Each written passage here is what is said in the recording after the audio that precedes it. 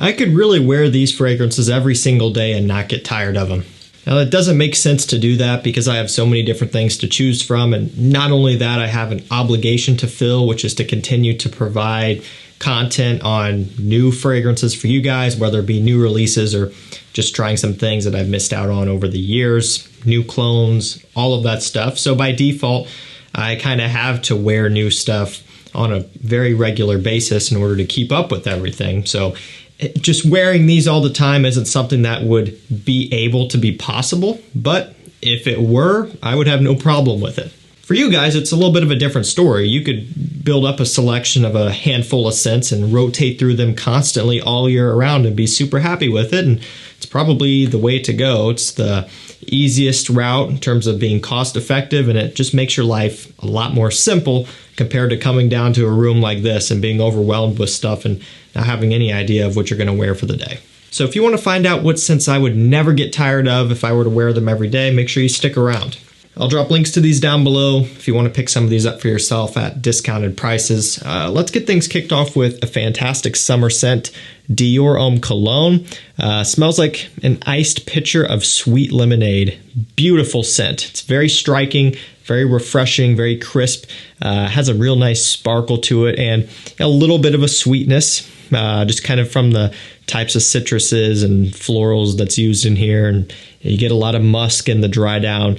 I mean, this is the most inoffensive scent you can possibly pick up for guys. I mean, it's just refreshing. It's clean. There's nothing about this that is polarizing or daring or off-putting. And not only that, it works great for the hottest of summer days. You can't say that about everything. Even other summer fragrances, you might think they work for any conditions, but when you get some of that really hot, humid, nasty weather, not everything works, but this one does. And this kind of has a refreshing and cooling sensation to it when you do wear this one. It kind of helps to put you in a better mood. And I could wear this all the time. I never get tired of this scent. I've had this one for years, and it's just a great one to have. Now, there are way better options in the wintertime, fall and winter. This is not something that would be suitable for that time of year. The performance and everything wouldn't hold up, but all throughout the summer, I could wear this every day. And there are times during the winter where I'm kind of thinking back to this one and missing it. So I love DIOR Homme Cologne. And speaking of winter, we have SPICEBOMB Extreme. Now, I rotate heavily through this one throughout the winter time. I always make time for it no matter what. No matter if we're getting a bunch of new releases in, no matter, if I'm testing a bunch of stuff, especially right around the holiday portion of winter, I make sure to get plenty of skin time with this one. And I'm talking kind of the first half, where you have Thanksgiving and Christmas and New Year's and things like that. Once you get through that, then I kind of start to branch out to other things.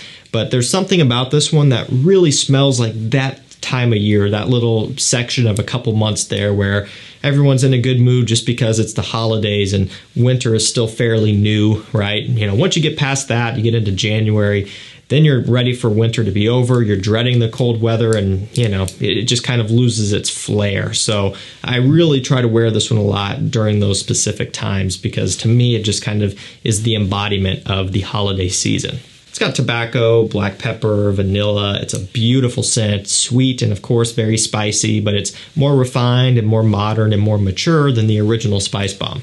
It is by far, hands down, the best flanker within the SPICEBOMB line, period.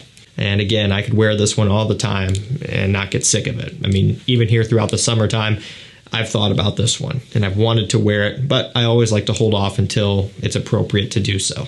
Next up, we have Narciso Rodriguez Bleu Noir Parfum. This is the newest flanker, and it is, again, one of the best in the line, if not probably, to give it credit, the best flanker that we've had so far in this particular fragrance line. They're introducing some iris here, so they're actually providing a little bit more sweetness, a little bit more depth to this DNA, which I do think it needed.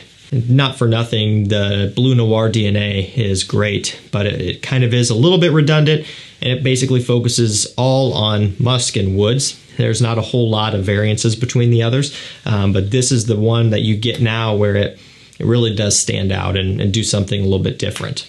And what I like about it is that even though it has some of that sweetness and some of that iris, you still get that fresh Bleu Noir DNA. So it is very versatile. You can wear it for a lot of situations at any age. And really, I mean, You could pull this off most times of the year as long as you're being smart with your sprays and maybe you're keeping it indoors. I mean, it's going to do a whole bunch of stuff for you. It's also at a very reasonable price. I love it. It's amazing stuff. I could wear it a lot, but again, I just have other stuff to do. Next up, another newer release here. It is the very first ever flanker that this brand in particular has put out, which I think is pretty cool. And honestly, I don't think they could have chosen a better scent to start out their flanker expansion with, for lack of a better term. Intense CEDRAT BOISE by MANCERA.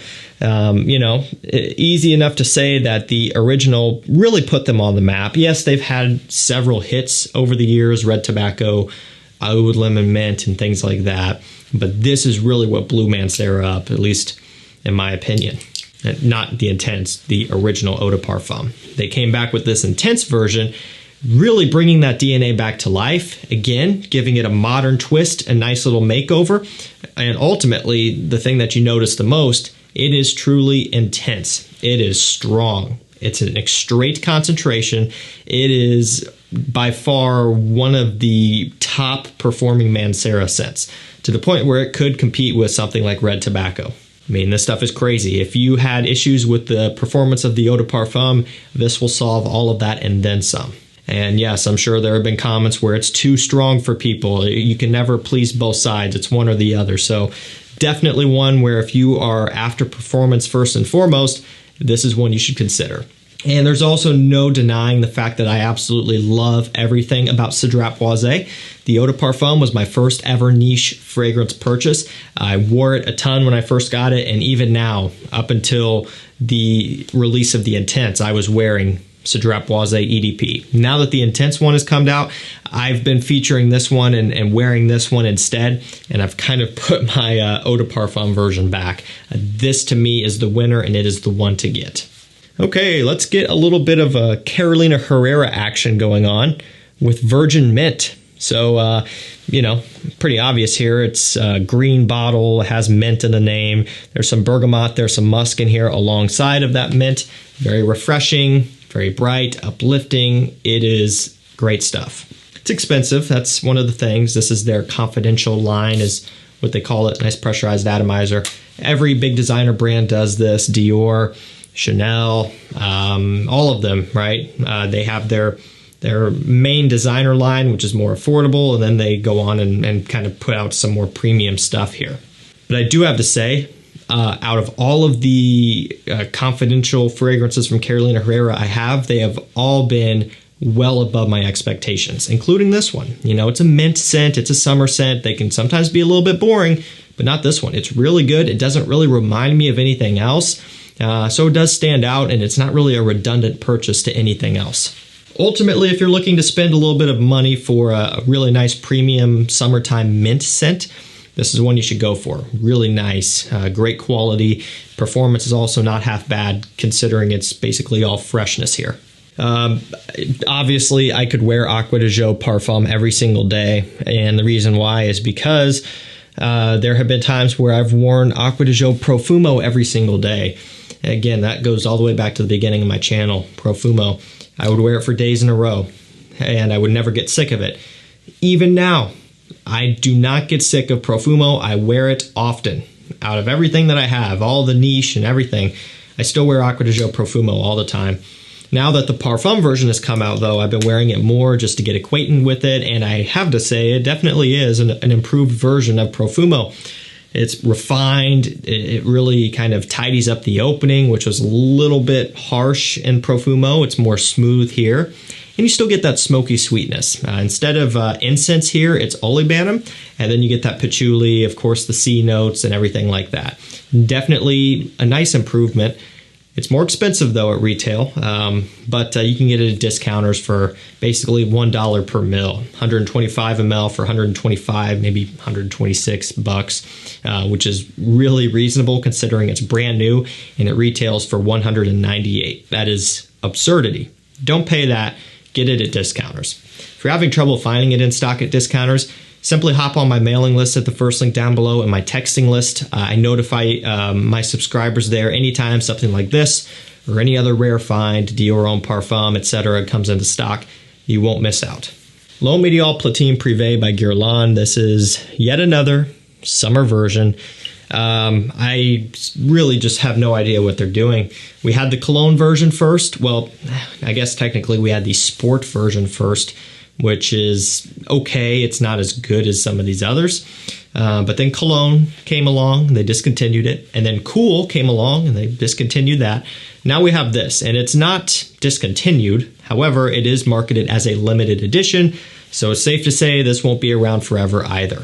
So my advice to you is, if you missed out on those other summertime versions of L'Homme Ideal, and or maybe you just want backup bottles of something like cologne or cool, go ahead and get this, because this is the closest that you're going to get to those, and this won't be around for ever either. And it's great. It simply is bringing back that cologne DNA, more so close to cologne than cool. This doesn't have the mintiness going on. Instead, it has the, of course, creamy almond with more lemon freshness and things like that. But it is fantastic. Very modern, very masculine, very upscale, very classy and sophisticated, and a little bit addicting and sexy too. It's really quite a unique scent that I just simply could not get tired of, especially when it's warm outside. It gets creamy, it gets a little bit more sweet, it smells amazing in the heat. This next one actually follows kind of a similar blueprint to the Guerlain, at a fraction of the cost, $35, maybe $40. Lacoste L'Homme Intense. So no almond here, but it does have a lot of orange and rhubarb and some other very mild woods, like a little bit of sandalwood. There's quince in here. And so it's kind of just another creamy summertime scent. Not gourmand, however, and neither is the Guerlain. So they're not gourmand summer scents, but they're just creamier, sweeter styles of summer scents. And there's typically a few ways to go about a summer fragrance, right? You can have something that's all aquatic, you know, Acqua de Jo, or all citrus, like DIOR Homme Cologne, right? And there's a few other ways to go about it. Or you could have something like this in the Guerlain, which kind of incorporates some other warmer, slightly heavier notes to break up the monotony a little bit, make it a little bit more unique and stand out. That's kind of what this one does. Same with Lacoste L'Homme, just the original. However, if you're going to buy one of the two, I would just go for the Intense. It's roughly the same price, maybe a couple dollars more, and it is a more intense version. Love this DNA. We're getting down to the end here. We have Bleu de Chanel Parfum. Out of all of the Bleu de Chanels, the Parfum is my favorite, and it goes in reverse order, so I love this one the most. The Eau de Parfum's next up, and then finally the EDT. And to be fair, there's nothing wrong with the EDT or the EDP, right? They're all really good. I have all three of them in the giant 150 ml bottles like this. So I've got Bleu de Chanel for years and years, but the Parfum is my favorite. I really like the lemon zest in here. It gives a unique flair. It's ever so slightly sweeter. It has a little bit more substance in the base of this one. It just has more going on, and it is standing out compared to the other two. But again, I think, you know, if you're looking for something that's going to, you know, really impress you the most as a collector, you're probably going to want the Parfum. If you're someone who just solely cares about compliments and you don't care about what you think of the scent, honestly, the Eau de Parfum is probably the most well-rounded choice. It just depends on what you're looking for. Or you can be like me and buy all of them. But yeah, I could wear Bleu de Chanel all the time. I really could, and I do wear it often. I wear the Parfum the most, and the Eau de Parfum next up. I alternate between the two, and sometimes I layer them. But the point is, I can't get sick of this DNA. There's something so expensive smelling about it.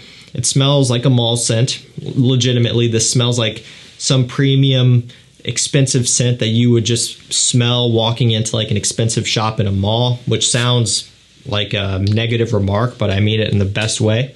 Because it makes you feel good. It makes you feel like a classy, you know, successful person, which is, you know, pretty cool. Gives you that confidence boost. Unfortunately, you know, I have other things I need to wear, and I think if I were to run into a subscriber on the street, they would probably be expecting me to be wearing something better than Bleu de Chanel of all things, and so I definitely have an obligation to fill, and I got other things I need to try and test for you guys, so I definitely get as much time with this one as I can. But trust me, if I wasn't doing videos, I would make one of this but trust me, if I wasn't doing videos, I would make Bleu de Chanel one of my signature scents for sure. And we're going to finish this one off with a niche product. It's the only niche in here, although that Carolina Herrera was kind of niche priced. But this one from Parfums de Marly is actually Greenley. So I really like it. It's right there with CEDRAT for me in terms of my favorite summer versions from them. It's got apple, bergamot, and a lot of oak moss, which, you know, the apple and oak moss kind of match the coloration of the bottle perfectly. I love the look of it. Even more than CEDRAT, probably, the bottle. I mean, I love green. It's my favorite color, and this looks really cool. If this was a solid green, you know, like how Percival is a solid blue and all the other ones, Leighton and stuff, they're solid, it wouldn't look nearly as cool. But this kind of look here, this styling, it's almost kind of subtle, but it still very much is green. This looks amazing. And the scent is probably even better. It smells awesome. Apple, musky, woody, masculine goodness. A little bit more traditional because the oak moss is a note that was used in a lot of older school men's scents and aromatics, citrus fougères, aromatic fougères, and things like that. So that really kind of gives this one a more mature, unique take. I love it. It's expensive. Most people aren't going to want to wear this every day. I wouldn't want to wear this every day, but I could, and I would if, you know, I could. Okay, that's going to do it for me. 10 fragrances that I basically just could not get sick of wearing. I could wear these every day and be super happy with all of them. Just goes to show that you don't need a ton to stay happy in this hobby. You know, work with what you got. Make sure that whatever you're buying you really enjoy, and you're going to have a lot of fun. Again, if you want to get onto some of those rare finds, though, you know, DIOR Parfum, BLEU Electrique, Luminous Night, get on the mailing list and the texting list. Thank you so much for watching. Stay safe, stay healthy. We'll see you tomorrow with another one. Take care.